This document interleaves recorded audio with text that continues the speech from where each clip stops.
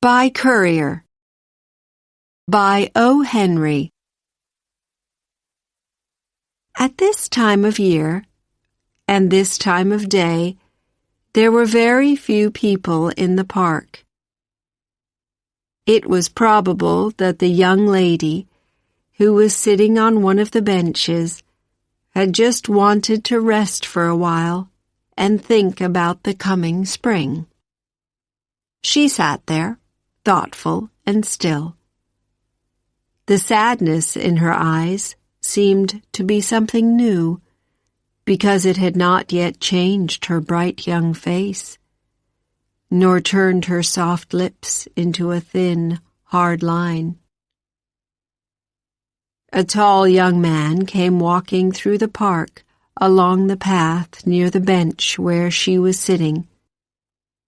Behind him came a boy carrying a suitcase. When the man saw the young lady, his face changed to red and back to pale again.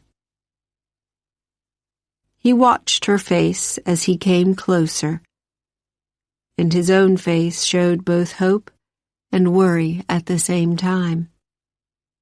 He passed her only a few meters away, but she gave no sign that she had seen him or even knew he was there.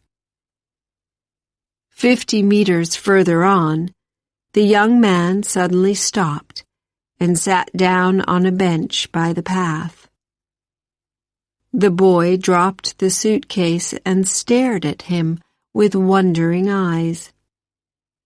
The young man took out his handkerchief and wiped his face.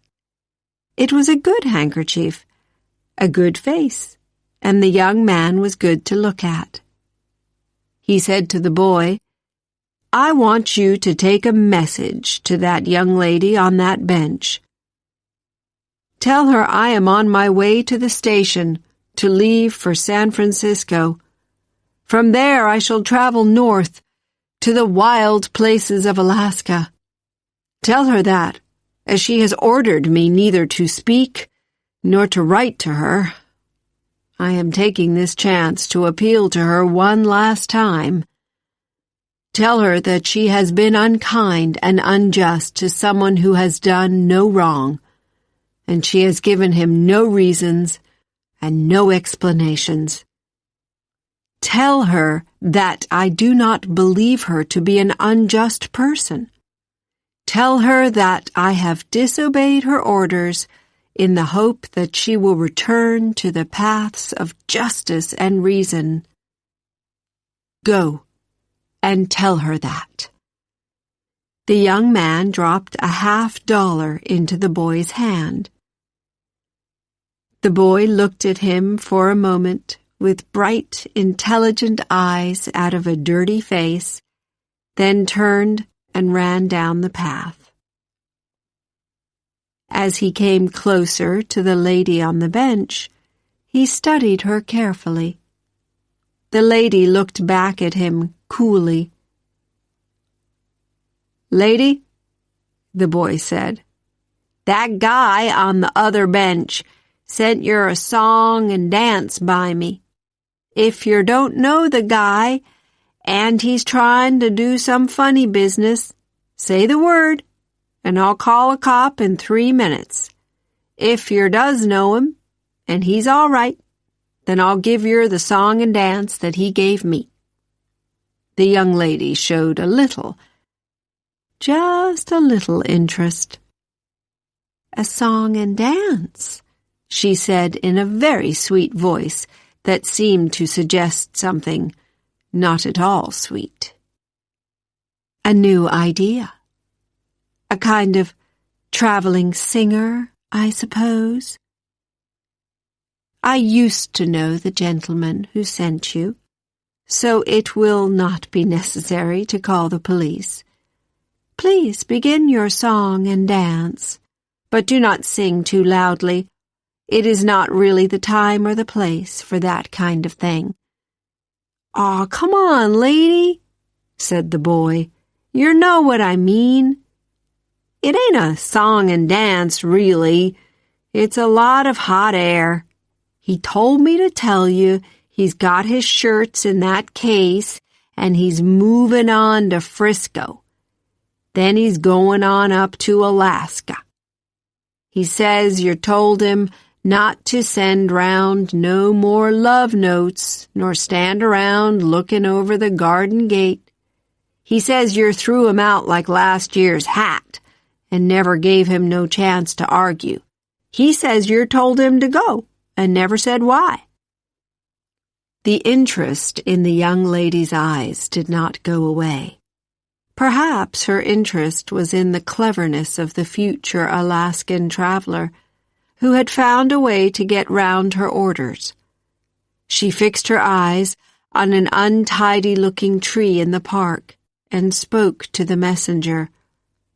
"Tell the gentleman that he knows very well what my ideals are. He knows what they have been, and he knows what they still are. In this matter, the two most important ideals are that a person should be true and loyal.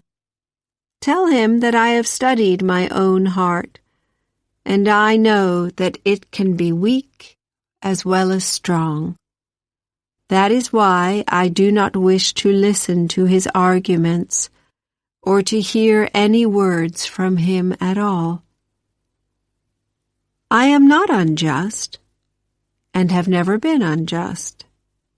But if he really wants to hear what he already knows, you may tell him this. Tell him I entered the garden room that evening from the door at the back to cut a flower for my mother. Tell him I saw him and Miss Ashburton beneath the pink oleander bush. It was a pretty picture indeed. But the juxtaposition told the whole story without the need for a single word. I left the garden room at once without the flower and with my ideals broken into 100,000 pieces.